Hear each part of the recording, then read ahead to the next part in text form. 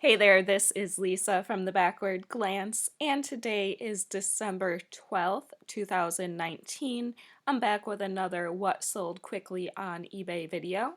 Today we're looking at 11 items. As usual, I'm going to show you 10 items that flipped within the first 30 days of being listed in my eBay store, and we're going to round it out with a bonus item that did not sell quickly on eBay. So, in this video, I happen to have quite a few jewelry items. That's just how it happened to work out. I also have one hard good, and the rest is going to be basic apparel items, which is what I'm usually focusing on. So if you're selling a mix, or if you're leaning toward jewelry or apparel, you'll probably see some helpful things in this video. Let's start with item number one, which was this pair of earrings that I picked up at a garage sale, and they were marked 925, and they were also marked as gold filled because originally these little lines across the front had a gold tone. You could just barely see that. Most of that gold was unfortunately rubbed off, which I did disclose in the listing.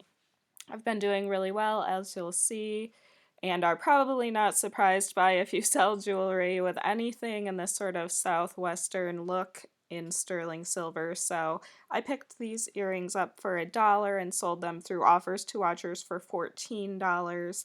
That took 3 days. Let me see what the weight was on these, if I got that. 9.6 grams, so total value of these in scrap is about maybe $4.50, so pretty good that I got 14. And yeah, cute earrings. Okay, moving on to another jewelry item. These were items that came in a lot. I did do an unboxing video of this order, which was one of my best sort of eBay arbitrage orders that I've done. In my last video, I shared a pin that I sold from this same lot, so I paid, I believe, $47.90 for the lot. I sold one pin right away for $62, and then I sold this pair of bracelets for an offer of $100, and that included shipping. I did free shipping on these. I almost never do free shipping, but so we did $100 shipped, and that took 4 days. So on that lot that I paid $47.90 for, I'm now up to $162 as far as items that I've sold, and then I do have one more item from that lot that we'll see a little bit later in this video, so I'm doing pretty well on that. I'm happy about that. Next up is this set of mugs. I believe I showed these in a haul as well. These mugs were not branded on the bottom, as you can see, but I did recognize that the artist is Edward Gorey. He's one of my absolute favorite artists. He did some illustrating for a show that I believe was only released in the UK called Mystery, so that's what these are referring to, and this style of artwork is really easy to identify. Edward Gorey artwork. If you're not familiar with him, go take a look at some of his artwork and writing. I absolutely love it. I paid $1.46 for this pair of mugs and sold them through offers to watchers for $28. That took 15 days. Alright, a good old pair of cool pants, and this time I had a men's pair. I get much more excited about finding the men's than I do the women's. This pair was called the Deceptor pant. For some reason, they're really good about putting the style name in their men's pants, like right on the inside of the pocket. When I find women's pants, they almost never have the style name, which is pretty frustrating because I can almost never actually find the real style name. And there's the cool tag from the inside of these. These pants were in pretty good condition. You could tell they'd been worn and washed a little bit. I actually was surprised that they didn't sell like overnight, because when I bought these, there were 7 or 8 sold and none listed. And usually that's a really good sign. I paid $6.36 for these, and sold them for a best offer of 40. It did take 26 days, so still made it within the month, but I did expect them to sell a little bit quicker, but absolutely I would pick these up anytime that I found them for a decent price. Next up is a pair of boots that I got in a big consignment store haul a while back. I did make a video of that haul.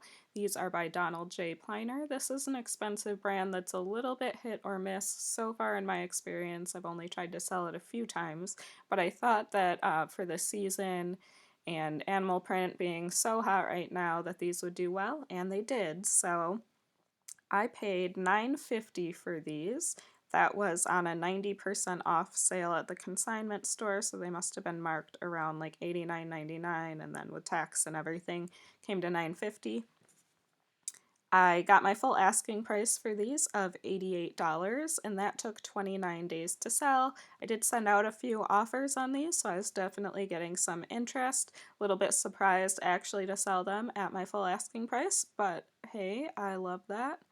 Let's see, I'm not sure if I can show you a good picture.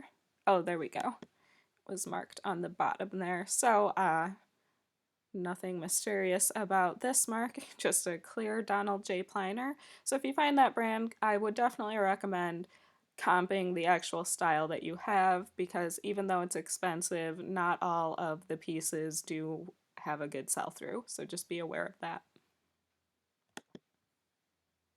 Item 6 is this pair of Prana chambray joggers. These were super soft, and I got these a long time ago, and they were so wrinkled, like ridiculously wrinkled, and I threw them in the wash, and I hung them to dry, and they were still super wrinkled, and I actually ended up throwing them in the wash again and hanging them to dry again, and they were still so wrinkled that I got my steamer out, and it just like wasn't making a difference. These need to be hit with an iron, so if you've seen my videos, you know I am not super picky about getting wrinkles out. I sell stuff with wrinkles all the time.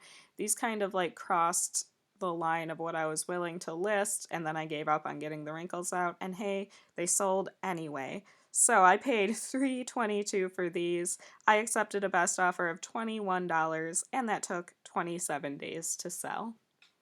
Oh, here we go with the Prana tag. If you are not aware of that, this brand does not bring high dollar amounts, but it is a relatively quick seller for me, especially in the newer styles, and actually the men's styles do pretty well for me. Next up is an item that I actually sold on behalf of a friend of mine. So this was a Pendleton wool flannel shirt. It was probably on the vintage side. I didn't take the time to go to any sort of Pendleton tag resource and figure out like what year this particular tag represents. I always pick up Pendleton if it is wool and a recent style. Like the men's, the styles don't change that much. The women's I'm a little bit pickier with, but like any button-down wool flannel shirt by Pendleton, if it's a good price and in good condition, I'll pick it up. They do tend to get little holes and stuff, so be really careful about the condition. If it's cotton, I always leave it behind. I don't know why Pendleton delved into making non-wool stuff, but that stuff just doesn't move for me, so that's something to be aware of if you're picking up this brand. Since I was selling this on behalf of a friend, we just split the difference. I did like a 50-50 split after fees, so he's getting $16.08, I'm getting $16.08. That's what the profit came to after this. And just a note, if you're thinking about doing like consignment with people, I actually think if you're selling things less than $100, you are probably better off doing a 60-40 split, you getting 60, the customer getting 40. In my opinion, it's just not really worth it to be making less than that on items that sell for under $100. Once you're getting into more expensive items, I think giving the customer a little bit bigger cut is totally fair. So something to keep in mind, but this was a friend of mine, so that's how that worked out. All right, item 8 is this Terra Sancta Guild. So we do have another hard good in here. I forgot about this. I have picked up this brand 3 times, maybe 4 times, and it always does pretty well. It definitely has a following. It is easy to identify once you know this style. You see it in the store and you know it's going to be Terra Sancta Guild. This was an Advent candle holder. I paid $3.96 for it. I got my full asking price of $28 in 5 days, and obviously uh, just got it like right at the right time of year too, so the Christmas season there. So you always find it marked Terra Sancta Guild somewhere on the back, and also made in Israel. Okay, here's another item from that lot that I paid $47.94. I absolutely loved this brooch. It's one of the reasons I bought the lot. It was not marked on the back. It wasn't even marked 925 or anything, but it tested super dramatically as silver. I actually would guess that this is probably like 950 silver or higher, but I couldn't guarantee that to my buyer or anything like that. I just put sterling silver. The little wheels did move.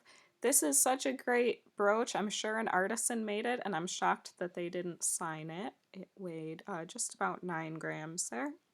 I sold this through offers to watchers for $22. That took 12 days. I got a lot of watchers on it, even though it didn't have a signature or brand associated with it. And that brings my total sales from that lot to $184 on a cost of $47.90. I do have 2 items left from the lot to sell, and a bonus item that he sent me. So that's great. I'm really happy with how that turned out. And let's see, our last item before we do our bonus is also a jewelry item, and this is another pair of sterling silver earrings. These ones had an omega back on them. You can kind of see that they're marked 925. It got like cut off on the back there, but when you see these omega backs, which means it's a post earring with like a lever on the back, that's usually a good sign that you've got precious metals. So something to be aware of if you're looking at jewelry. These were pretty lightweight, but substantial. As you can see, I always take a picture with the item in my hand just for scale and measure it as well. I paid $1 for these and got my full asking price of $12. That took 3 days. And let's do our bonus item. So if you've seen my videos, you know I sometimes like to balance out the quick sales with something that took a long time to sell. And that item in this video is this vintage leather jacket. I have had this jacket for years. It is a brand that has no relevancy to the reselling market. Repage, I don't know. So I thought this was such a cool jacket. The sleeves are knit. It's got like the cable knit, and then everything else is suede. Super cool jacket. I could not bring myself to get rid of this, so I originally picked this up when I was selling on eBay. I'm sorry, on Etsy. I think maybe the first time I was selling on Etsy, like seriously 7 or 8 years ago, and then it didn't sell, but I just couldn't bring myself to redonate it. I started selling on Etsy again sometime about a year ago. I didn't end up sticking with Etsy. I ended up moving everything to eBay. So this again didn't sell on Etsy, and I moved it to eBay, and it took 12 or 13 months to sell on eBay. So I have been just hanging on to this. I do really poorly with vintage on eBay, vintage clothing that does not have a good brand. So if you're finding like vintage Ralph Lauren or vintage Tommy Hilfiger, that's a different story. But these like off-brand vintage items, they can be super cool, and they just don't do well for me on eBay. So I thought I would share this. That's just my opinion. There's people out there who sell a ton of vintage clothing on eBay and do well with it. I just haven't had luck myself. So I don't know how much I paid for this jacket.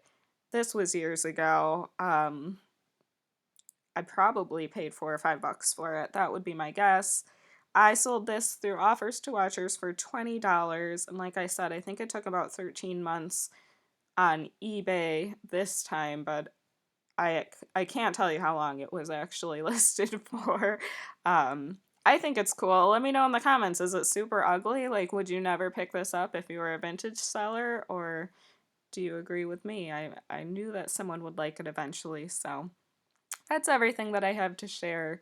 I feel like I did a little extra babbling in this video, so thanks for sticking with me. Feel free, as always, to like, dislike, comment, or subscribe to my videos, and have a great day.